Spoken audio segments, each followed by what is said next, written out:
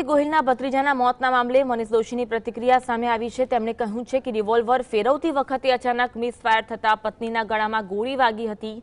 પત્નીને લોહીલુહાણ હાલતમાં જોઈ ભત્રીજાએ તુરંત 108ને જાણ કરી હતી, પરંતુ તબીબોએ પત્નીને મૃત જાહેર કરતા પતિએ આઘાત સહન કરી શક્યા ન હતા। પત્નીના મોતના આઘાતમાં પતિએ પણ તે જ રિવોલ્વરથી પોતાને ગોળી મારીને જીવન ટૂંકાવ્યું હતું। જો કે હાલ આ ઘટના અંગે તપાસ કરવામાં આવી રહી છે। યશાસિંહે પત્નીને ગોળી મારીને મોતને ઘાટ ઉતારી હતી।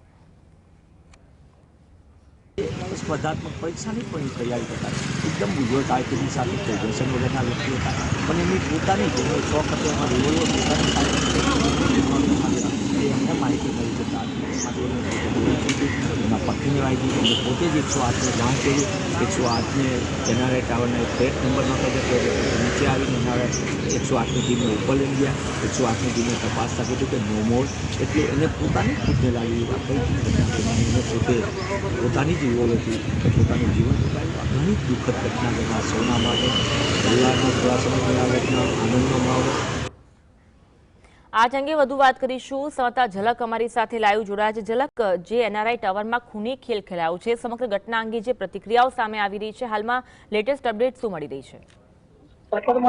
જી, ગઈકાલે જે એનઆરઆઈ ટાવરમાં છે તે જે શક્તિસિંહ જે ગોહિલ છે, કોંગ્રેસના નેતા, તેમના ભત્રીજા અને તેમની જે વહુ છે તેઓ છે તે હત્યા કરવામાં આવી છે। એવું કહેવામાં આવે છે કે જે યશરાજસિંહ છે, યશરાજસિંહ દ્વારા તેમની પત્ની છે તેઓની ગોળી મારવામાં આવી હતી અને બાદમાં તેઓએ પણ આત્મહત્યા કરી લીધી હતી।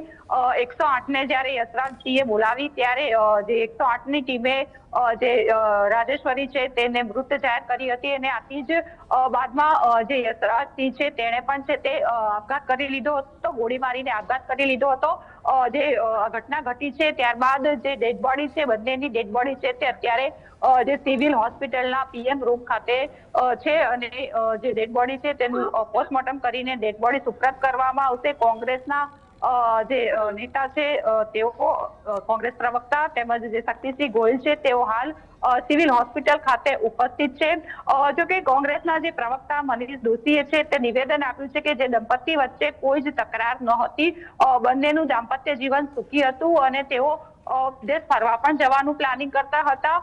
જે રિવોલ્વર છે તે રિવોલ્વર ફેરવવાનો યશરાજસિંહને શોખ હતો અને આથી આ પ્રકારની જે રિવોલ્વર ફેરવાની તેઓ કરતા રિવોલ્વર ફેરવતા હતા ત્યારે જ અચાનક જ જે ગોળી છે તે ગોળી તેમની પત્નીને વાગી હતી અને તેમનું જે ગોળી વાગતા મૃત્યુ થયું હતું અને તેના આઘાતમાં જ તેઓએ પણ છે તે આત્મહત્યા કરી લીધી હોવાની જે વાત છે તે કોંગ્રેસ પ્રવક્તા દ્વારા જે કરવામાં આવી છે। ત્યારે હાલ તો પોલીસ સમગ્ર મામલે જે તપાસ છે તે તપાસ કરી રહી છે। જી, આભાર ઝલક, જોડાવા માટે અને માહિતી આપવા માટે।